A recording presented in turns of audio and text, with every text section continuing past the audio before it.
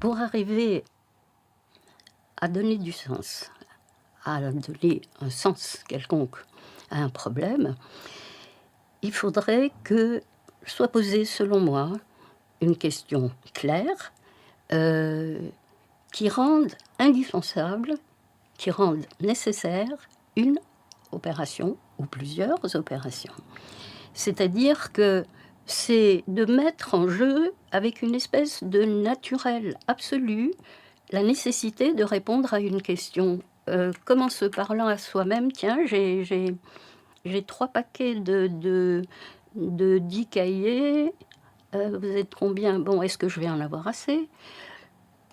Donc la nécessité, plutôt que d'avoir à ouvrir les paquets et à distribuer, ce qui rend toute résolution du problème non nécessaire, puisqu'on ne verra que son accomplissement, c'est à savoir la réponse à la question: «Ah oui, il reste des cahiers, ah oui, il y en a assez».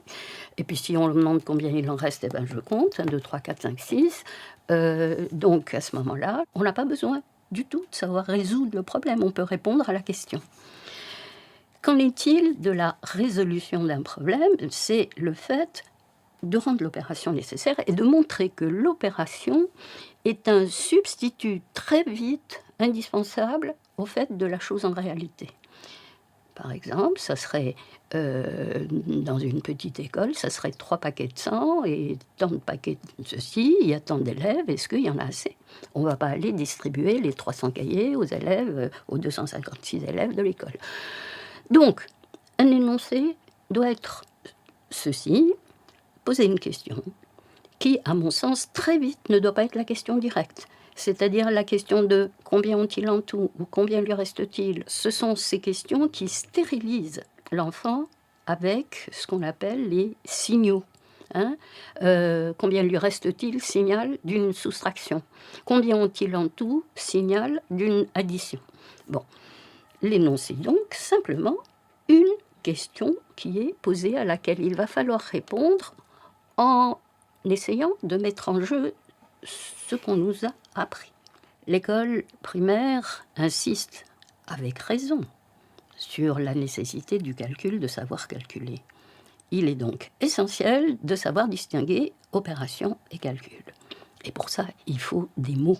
Il faut la langue. Or, la langue, elle est là, elle est toute prête. Il y a des mots pour dire que si on a 25 enfants dans une première classe de CP et 24 dans une autre, qu'on les emmène au théâtre par exemple, et qu'il y a 50 sièges dans la... Est-ce qu'on pourra tous les asseoir? Donc, le 24 plus 25, c'est l'opération, et on a là résolu, comment dirais-je, on a trouvé de quelle façon on allait pouvoir résoudre le problème. À savoir, il faut constituer la somme des 2 classes pour savoir si le 50 va être suffisant ou pas suffisant. Donc il nous faut tout simplement ces mots qui rendent compte d'une opération qui a été faite. Quand je fais une addition avec 25 et 24, je trouve 25 plus 24. Ça s'arrête là. L'opération est faite. Que me reste-t-il à faire? Un calcul. Qui peut faire ce calcul? Ma calculette ou quiconque. Mais avoir décidé que c'est 25 plus 24, c'est à moi que c'est revenu et qu'il est fait en mettant un plus. Donc, cette distinction entre opération et calcul, elle est cruciale. Elle est cruciale, elle est à la base, à mon avis, de beaucoup de difficultés de l'école primaire actuellement. Un enfant peut se tromper d'opération et faire un calcul juste. À ce moment-là, il faut lui rendre justice de son calcul juste. Il peut faire une opération juste et un calcul faux. Il faut à ce moment-là lui rendre justice de son opération juste et travailler la question du calcul. Et de toute façon, tout ceci ne peut se distinguer dans sa tête que si on analyse et qu'on sépare les deux. Il y a ce que j'appelle les problèmes mono-opératoires, c'est-à-dire ceux qui ne mettent en jeu qu'une seule opération, et qui sont, à mon avis, comment dirais-je, un passage important, qu'il faut rendre solide et compréhensible, mais rapide. C'est-à-dire que on dispose d'un outil et on va s'en servir quand il y aura vraiment un problème. C'est pas, si j'ose dire, vraiment un problème, de dire, justement, il y a, 37 oranges dans un sac et 25 dans l'autre, combien y a-t-il en tout? Bon, on apprend que c'est une addition et surtout, on essaye de comprendre que l'outil qui est l'addition est destiné à ne pas tout recompter. Si j'ai des vraies oranges, des vrais sacs, et que je veux vraiment savoir combien il y a dans le grand sac où je les mets toutes, je recompte le tout. Les enfants comprennent très vite parce qu'on leur en parle. Est-ce que tu crois que c'est malin de tout recompter? Bon, justement, pour chaque opération, il faut connaître son intention. Quelle est l'intention de l'opération? Quelle est l'intention de l'addition? Quelle est l'intention de la multiplication? Pour ces deux opérations directes, l'intention, c'est de trouver un tout. Comment est constitué ce tout? Avec un certain nombre de parties. Le mot tout et partie doit intervenir, mais bien avant la soustraction, non pas au moment de la soustraction. On constitue un tout avec des parties quand on additionne, on constitue un tout avec des parties quand on multiplie, et dans un cas, les parties sont dissemblables, dans l'autre, elles sont pareilles, mais c'est la même idée.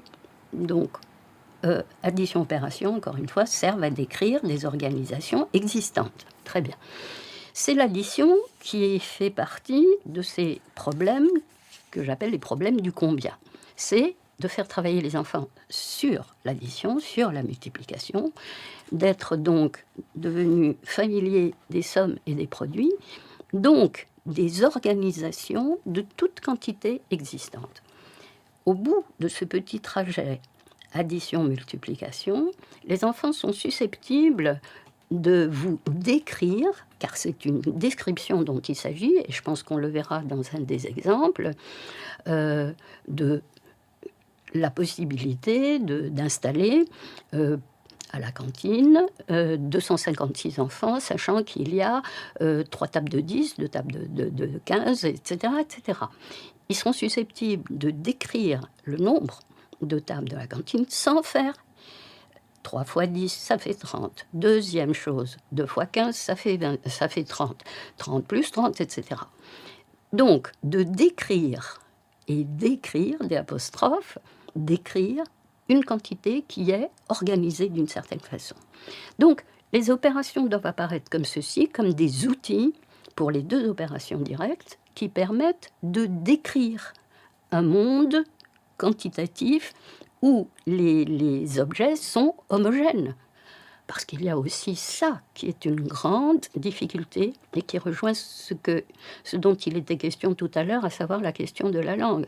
Est-ce qu'il n'y a pas un moment où le sens ne tient simplement pas du fait de l'hétérogénéité des choses mises en présence? Donc, la première précaution à prendre, c'est de ne travailler que sur des quantités homogènes. Que sont les opérations indirectes dans ce combien, à savoir la soustraction, la division? Ce sont des recherches de parties inconnues, opération inverse, c'est-à-dire addition à trous, multiplication à trous. Ce n'est pas facile, mais nous pourrons peut-être revenir là-dessus. Ça marche très bien quand les opérations directes sont bien solides, bien en jeu. Opération du combien. Deuxième sorte de problème, à gros traits bien sûr, eh bien les problèmes de comparaison. Comparaison, le plus, le moins, l'autant. Notion difficile, s'il en est, c'est le autant. Eh bien, ça se travaille, et en particulier les problèmes de comparaison, qui sont donc donnés soit, par la relation d'ordre, le plus, le moins, l'autant, soit par la soustraction. On a deux quantités en présence à ce moment-là, et non pas une, comme quand il y a un reste, un manque, ou etc. S'il y en a un, par exemple, l'un a 18 billes et l'autre en a 15, on peut demander qui en a plus ou qui en a moins. Ça, c'est degré zéro de la comparaison.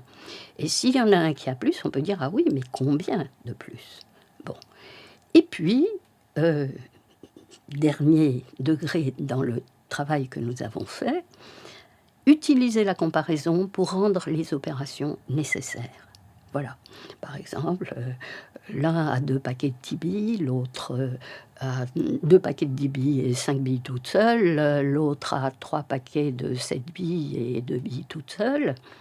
Alors, ils disent qu'ils en ont autant. Est-ce que c'est vrai? Ah, bah comment je vais pouvoir répondre à ça? Il va bien falloir que je trouve et rien n'est dit. Donc, ça rend absolument nécessaire le fait de savoir combien l'un, combien l'autre, et comparant les deux, de dire si oui ou non ils en ont autant.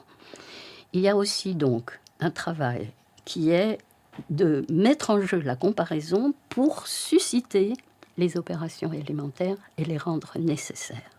Si nous parlons de la langue, une des premières choses qui va apparaître, c'est que il se peut qu'il y ait une histoire racontée. Alors, quelle est sa crédibilité? Que met-elle en jeu?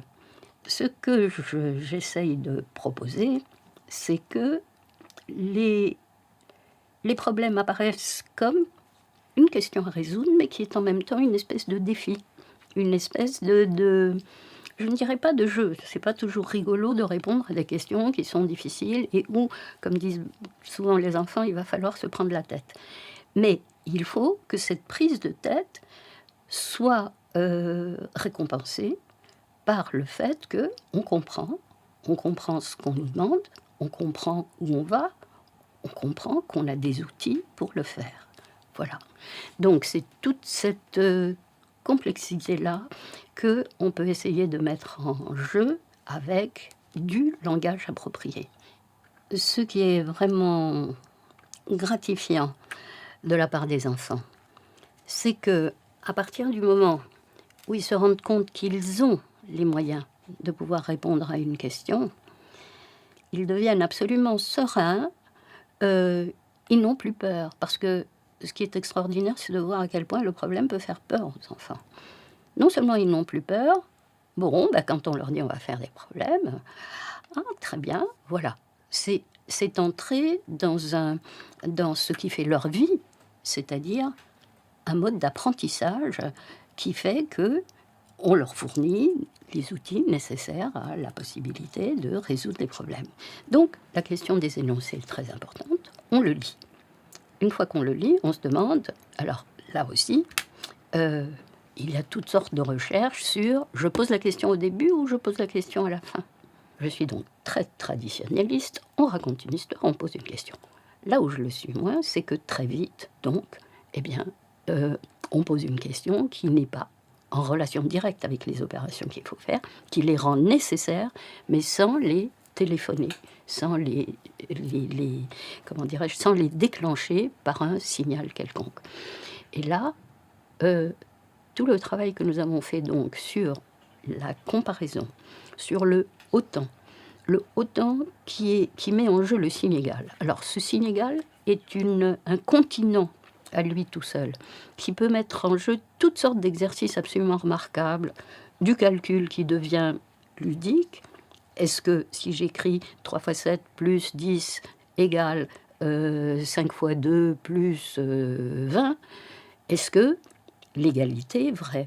Ils ont à juger d'égalité vraie. Ils ont à parler de ce n'est pas vrai, ce n'est pas exact. Donc ils barrent l'égalité pour mettre différent d'eux.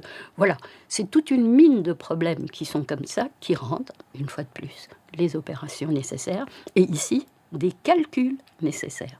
Pour ce qui est de ces opérations, des 4 opérations élémentaires à l'école, il me semble que arriver à les complexifier, c'est-à-dire faire ce que j'appelle du pluri-opératoire, eh bien, c'est ce qui, très vite, met les enfants en situation de vraiment chercher et de vraiment trouver.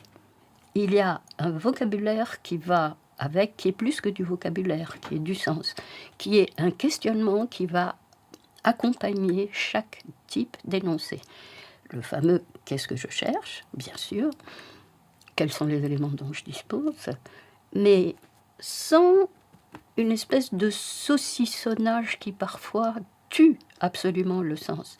Il faut laisser à la question sa possibilité de rebondir et de rebondir très vite sur du sens, sans trop mâcher le travail.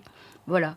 Alors, en principe, ça s'est jusqu'à présent passé très, très bien dans cette apparente complexité qui, en fait, ne rend pas compte d'autre chose que de la possibilité de faire marcher leur tête aux enfants, qui marche très bien.